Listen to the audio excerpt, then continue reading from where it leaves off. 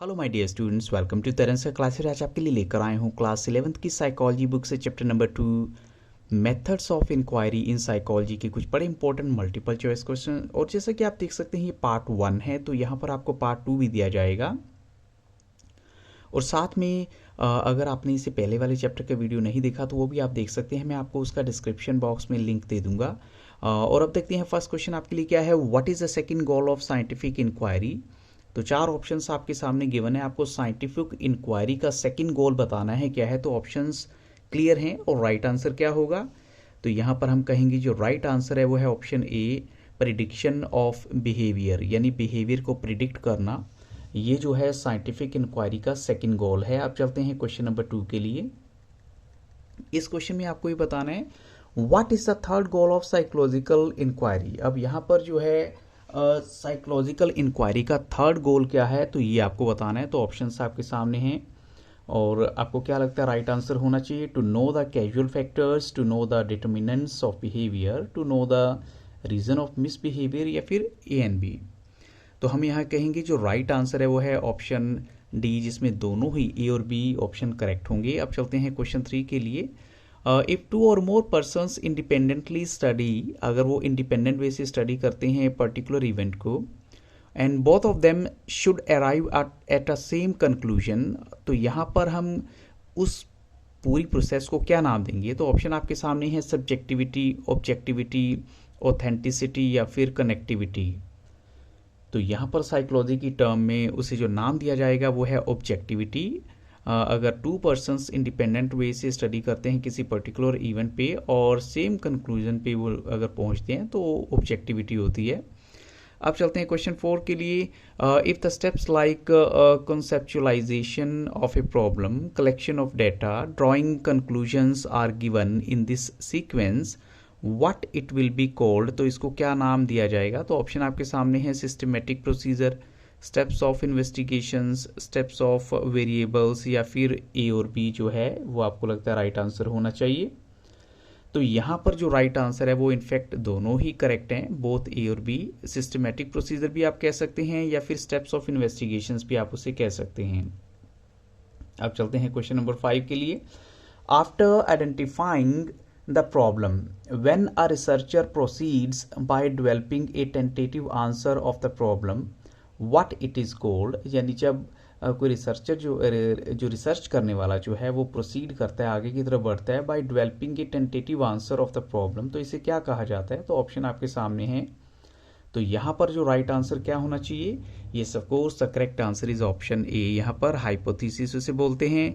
अब चलते हैं क्वेश्चन नंबर 6 के लिए। What is the second step in scientific research called. जो सेकंड स्टेप होता है साइंटिफिक रिसर्च में, उसे क्या नाम दिया जाता है। तो ऑप्शन आपके सामने है analysis of data, collection of data, survey of data, या फिर usefulness of data.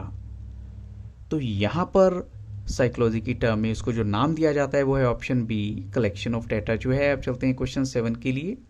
Which is the tool a researcher has to decide for the collection of data, यानी कौन सा जो है टूल एक रिसर्चर को डिसाइड करना होता है डेटा कलेक्शन के लिए। तो ऑप्शन आपके सामने है interview schedule, observation schedule, questionnaire, या ऑल द अबव।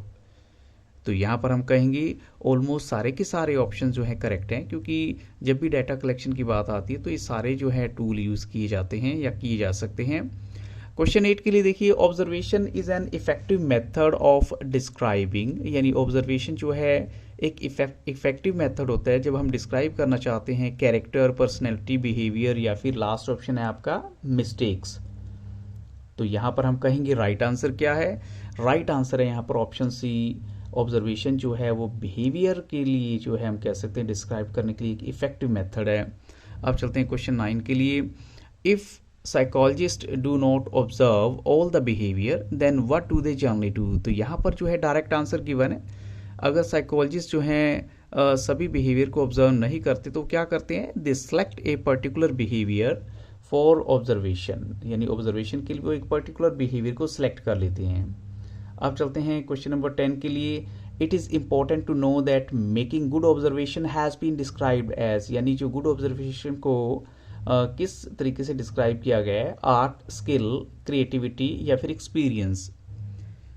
तो यहाँ पर जो राइट आंसर है वो है स्किल, यानी जो गुड ऑब्जर्वेशन को जो नाम दिया गया है वो स्किल का नाम दिया गया है कि ये एक स्किल होती है। क्वेश्चन जो है 11 देखिए, for recording the selected behaviour what is the method used by a researcher, यानी जो सिलेक्टेड बिहेवियर को रिकॉर्ड करने के लिए कौन सा मेथड यूज़ किया जाता है एक रिसर्चर के द्वारा। तो ऑप्शन आपके सामने है making tallies for the already identified behaviour whenever they occur, या फिर taking notes in describing each activity in greater detail using shorthand और सिम्बल्स, या फिर ओनली ए या बोथ ए एंड बी। तो यहाँ पर हम कहेंगे दोनों ही ऑप्शन हमें बिल्कुल सही लग रहे हैं, बोथ ए एंड बी, तो ऑप्शन डी यहाँ राइट है। अब चलते हैं क्वेश्चन 12 के लिए। What is called a naturalistic observation, यानी नेचुरलिस्टिक ऑब्जर्वेशन जो है किसे कहते हैं। तो ऑप्शन आपके सामने है when observation is done in a natural settings और when observation is done in a real life settings. तो यहाँ पर ओनली ए या बोथ ए एंड बी दोनों आपको लगता है राइट होने चाहिए। तो यस ऑफ कोर्स हम कहेंगे यहाँ पर बोथ ए एंड बी जो है वो करेक्ट है, दोनों ही जो है ऑप्शन राइट है। अब चलते हैं क्वेश्चन 13 के लिए। What is the drawback of observation method, observation method का ड्रॉबैक क्या हो सकता है। यहाँ पर टाइम कंज्यूमिंग है, लेबर इंटेंसिव है और ससेप्टिबल टू द ऑब्जर्वर्स बायस है, या फिर हम कहें ऑल ऑफ दीज। तो ऑफ कोर्स ससेप्टिबल भी हो सकता है, यानी बायस भी हो सकता है, थोड़ा सा किसी की पार्शलिटी भी हो सकती है। तो यहाँ हम कहेंगे all of these correct option है। अब चलते हैं क्वेश्चन 14 के लिए। What was the main purpose of the survey research initially, यानी सर्वे रिसर्च जो होती थी उसका इनिशियल स्टार्टिंग में क्या पर्पज था। तो डायरेक्ट आंसर है to find out the existing reality और बेस लाइन, एग्जिस्टिंग रियलिटी या बेस लाइन को फाइंड आउट करना। अब चलते हैं क्वेश्चन 15 के लिए। Which magazine conducted the survey in December 2004 to know what makes the people of India happy. अब कौन सी मैगजीन थी जिसने ऐसा सर्वे कंडक्ट किया था 2004 में दिसंबर में। तो वो राइट एक ही आंसर आपको गिवन है, वो है आउटलुक साप्ताहिक, उस मैगजीन का नाम है आउटलुक साप्ताहिक। अब चलते हैं क्वेश्चन नंबर 16 के लिए। When a list of question is prepared before asking questions for interview what is the name given to that list. अब उस लिस्ट को क्या नाम दिया जाता है जब क्वेश्चन की एक लिस्ट प्रिपेयर की जाती है क्वेश्चन पूछने से पहले। तो ऑप्शन आपके सामने है इंटरव्यू स्केड्यूल, या फिर कहें इंटरेक्शन स्केड्यूल, इंटरेक्टिव स्केड्यूल, या ऑल ऑफ दीज। तो यहाँ पर जो राइट आंसर है वो है yes of course interview schedule correct answer है, ऑप्शन ए। अब चलते हैं क्वेश्चन 17 के लिए।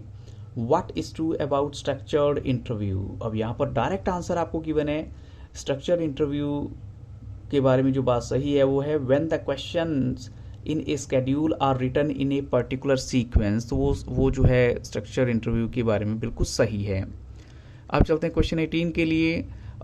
when the interviewer has no liberty or freedom to make changes in the wordings of the questions, यानी जब इंटरव्यू के पास जो इंटरव्यू लेने वाला होता है उसके पास ऑप्शन नहीं होता, फ्रीडम नहीं होती कि वो क्वेश्चंस को चेंज कर दे या उसकी वर्डिंग को चेंज कर दे। Even the responses of the these questions are also given in advance. तो ऐसे क्वेश्चंस को क्या नाम दिया जाता है। तो यहाँ पर हम कहेंगे उनको नाम दिया जाता है, जो करेक्ट आंसर है वो है क्लोज एंडेड क्वेश्चंस जो हैं। अब चलते हैं क्वेश्चन नंबर 19 के लिए। जब इंटरव्यूअर के पास फ्रीडम होती है किसी भी क्वेश्चन को पूछने की and there is no specific area for any response, तो ऐसे क्वेश्चंस को यस हम कहेंगे ओपन एंडेड जो है क्वेश्चंस होते हैं when any answer can be given. अब चलते हैं क्वेश्चन नंबर 20 के लिए। What is the full form of FGD। FGD की फुल फॉर्म आपको बतानी है। तो ऑप्शंस गिवन है focus group discussion, free group discussion, fix group discussion, या फिर फुल ग्रुप डिस्कशन। तो यहाँ राइट आंसर है ऑप्शन ए फोकस ग्रुप डिस्कशन जो है। अब चलते हैं क्वेश्चन 21 के लिए। What is the situation called when one group of interviewers interview another group of interviewees. तो उस सिचुएशन को क्या नाम दिया जाता है। तो यहाँ जो हम कहेंगे वो है ग्रुप टू ग्रुप इंटरव्यू जो है। अब चलते हैं क्वेश्चन 22 के लिए। What is true about interview method. इनमें से क्या बात जो है इंटरव्यू मेथड के बारे में करेक्ट है। तो यहाँ पर जो ऑप्शंस आपको गिवन हैं उनमें से एक ऑप्शन आपको करेक्ट बताना है। तो यहाँ हम कहेंगे जो राइट आंसर है वो क्या है।